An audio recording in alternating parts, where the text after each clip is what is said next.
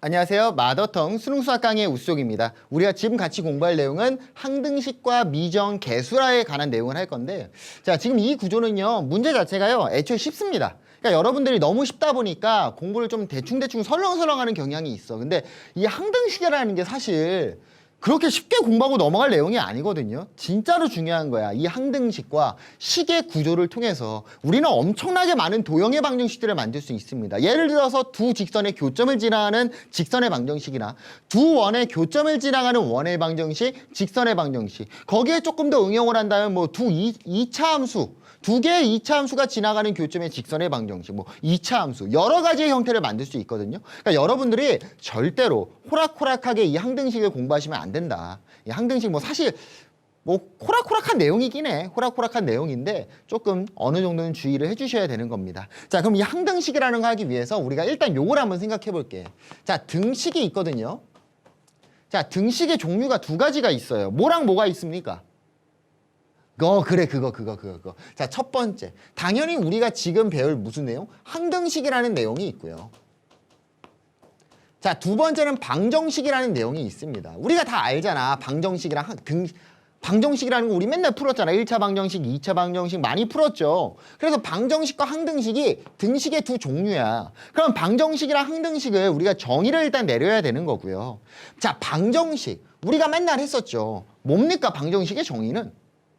선생님, 등식이 있고요. x값 나오면 그게 방정식이에요. 그거는 그냥 문제를 푼 거고. 자, 방정식의 정의라는 건 뭐야? 우리 x라는 애가 하나 있다고 가정을 해볼게. x의 값에 따라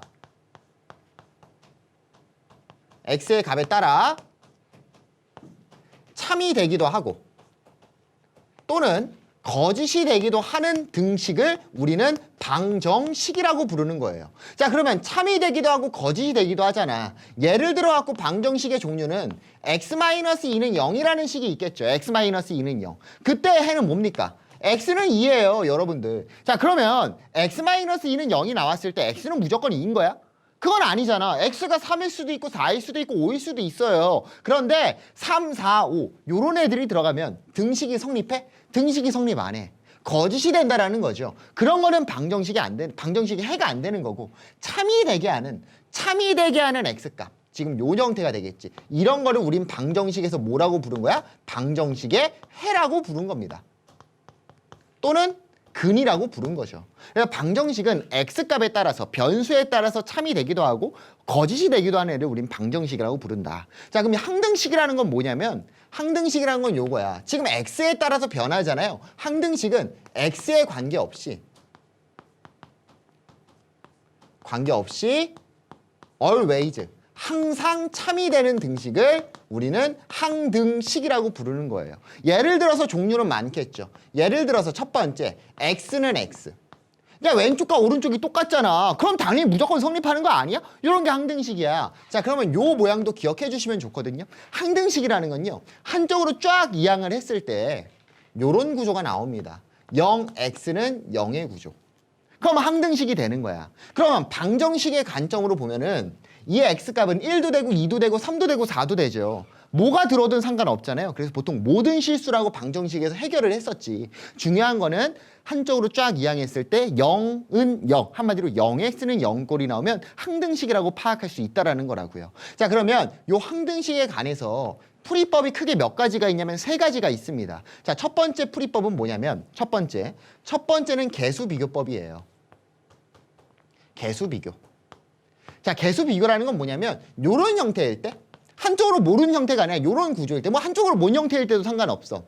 자, 개수비교는 말 그대로 등호를 기준으로 왼쪽과 오른쪽이 똑같아야 항등식이잖아요. 항상 성립할 수밖에 없으니까 왼쪽과 오른쪽의 개수를 비교하는 거야. x의 개수, 뭐 상수, 2차의 개수, 3차의 개수가 완벽하게 똑같아야 얘는 항등식이 될 거 아닙니까? 그래서 개수 비교법, 개수를 비교한다. 이게 항등식의 첫 번째고요. 자, 두 번째 방법은 뭐냐면 수치대입법입니다. 수치대입.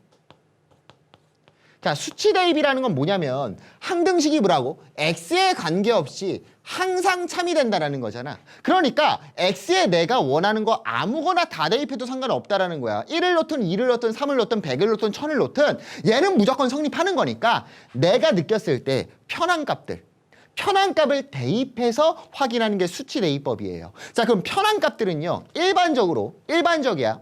0. 0이 가장 편해. 0 대입하는 게 가장 편하잖아. 자, 0, 그 다음에 1, 그 다음에 마이너스 1. 지금 중요도 순으로 쓴 거거든. 0이 가장 중요하고요. 그 다음에 1이고 그 다음 마이너스 1이에요. 그래서 요 세 개를 일반적으로 가장 많이 대입을 합니다. 그래서 이 0이라는 게 실제 0이 아니라 0이 되게 하는 값이라고 생각하면 좋을 것 같아. 뭐라고? 0이 되게 하는 값, 1이 되게 하는 값, 마이너스 1이 되게 하는 값이라고 보시면 돼요. 그래서 0, 1, 마이너스 1인데 요 마이너스 1도 조금 중요하게 생각하면 좋을 것 같아요. 마이너스 1은요, 좀 마법의 숫자야. 어떤 숫자냐면 홀수 차항과 짝수 차항을 구분짓는 마법의 수입니다. 그래서 여러분들이 앞으로 수학을 함에 있어서 홀수랑 짝수 차항을 구분지어야 되는 경우가 생길 수 있잖아. 그럴 때는 마법의 상수 마이너스 1을 대입을 하면 우리가 홀수와 짝수를 구분할 수 있다라고 받아들이시면 되는 것 같아요. 그래서 요 형태의 내용들만 아시면 항등식에 관한, 그러니까 순수한 항등식 문제죠.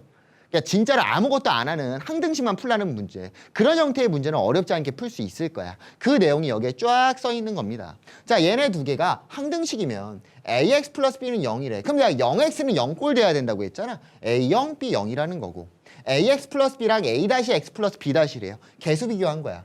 x의 개수와 상수항이 같아야 된다. 2차례요. 0, 0, 0 돼야 되겠죠. 는 0이니까. 마찬가지 여기 볼까요? 2차의 개수, 1차의 개수, 상수의 개수는 같다. 개수비교법이라는 내용을 사용한 게 개념에 써 있는 거죠. 자, 문제를 한번 가봅시다. 문제 쉬울 거예요.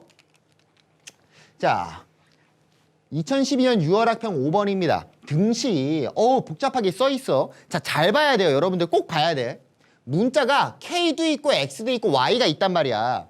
요 녀석이 K의 값에 관계없이 항상 성립한대. 그럼 얘는 뭐에 관한 항등식이냐면 K에 관한 항등식인 거고, K에 관한 항등식이라는 건 K만 변수 취급이고 X랑 Y는 상수 취급을 하셔야 된다는 거야. 그래서 요 형태가요 엄청나게 중요합니다. 뒤에 가서 직선의 방정식에서도요 요런 구조가 똑같이 동일하게 등장을 할 거고, 여러분들이 습관처럼 하셔야 되는 거야. K에 관계없이 항상 성립하는 항등식이니까 누구로 묶는 거냐면 K로 묶는 거야.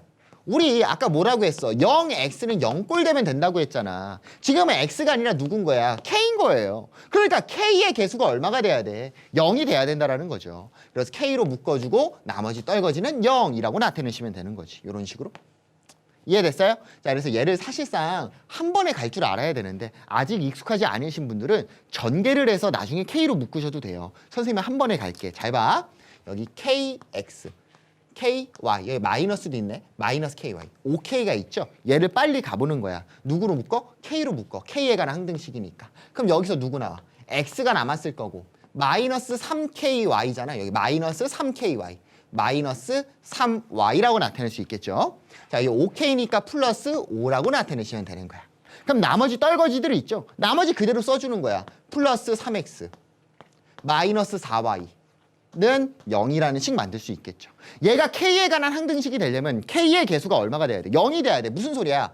K가 얼마든 간에 1이든 1000이든 억이든 상관없으려면 얘가 0이 돼야 0 곱하기 0 곱하기 10, 0 곱하기 100 다 똑같은 거잖아요. 그래서 요 녀석 K랑 뭉쳐있는 애가 0이 돼야 된다는 거고, 그 다음에 등식이 성립해야 되니까 얘도 당연히 성립해야 된다는 거죠. 왼쪽 부분은 무조건 0이니까. 자, 그럼 우리가 구한 식을 한번 표현을 해보자면 x-3y 플러스 5는 0이라는 식이 나온 거고요. 그 다음에 3x 마이너스 4y는 0이라는 식 나왔네. 모르는 문자 두 개인데 식 두 개 나왔으니까 끝난 거 맞아요? 끝난 거 맞아요. 뭐 하면 되니까? 연방 때리시면 되니까. 그래서 위의 식에다가 3배를 때릴게요. 위의 식에다가 3배를 때리니까 3x 마이너스 9y 플러스 15는 0이라는 식 만들 수 있을 거고요. 위에서 아래 거 빼버리니까 5y 마이너스 15는 0, y는 3이라고 표현할 수 있겠지. y가 3이네. 위아래 아무데나 대입하세요. 그럼 y는 3이니까 x는 4라고 구해줄 수 있을 겁니다. 그럼 문제에서 구하라는 값은 얼마? 7이 된다는 거죠. 그래서 항등식은요, 기본 자체는 너무나도 쉬운 문제야. 너무나도 쉬운 문제지만 얘가 뒷부분에서 계속 등장을 할 겁니다. 도형 파트 들어가면 항등식으로 만드는 형태들이 많으니까 요 어렵지 않잖아요. K에 관한 항등식이면 K에만 문자 취급, 변수 취급, 나머지는 상수 취급하는 거다. 요 정도만 기억해 주시면 좋을 것 같아요. 뭐 학교 시험에도요. 요 문제는 자주 출제가 됩니다. 쉬운 문제로. 정답은 7이 정답이 되겠네요. 감사합니다.